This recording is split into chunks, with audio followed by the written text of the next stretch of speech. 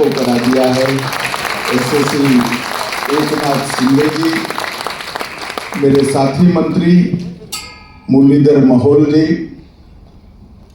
महाराष्ट्र विधानसभा के अध्यक्ष श्रीमान राहुल नार्वेकर जी, उद्योग मंत्री श्री उदय सामंत जी, श्री आशीष सेलार, सांस्कृतिक मंत्री महाराष्ट्र मंगल प्रताप लोढ़ा जी, कौशल विकास और रोजगार मंत्री, और आज जिनके निमंत्रण पर मैं आया हूं और जिनकी अध्यक्षता में कार्यक्रम हो रहा है, ऐसे श्री ललित गांधी जी और उनकी टीम को मैं बहुत बहुत बधाई देना चाहता हूं। मित्रों, आज एक प्रकार से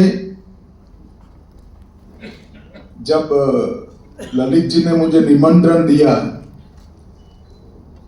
और फिर मेरी ऑफिस ने चैम्बर का परिचय मांगा संस्था से, और तब मुझे मालूम पड़ा कि सेठ वालचंद जी ने बनाई हुई संस्था है।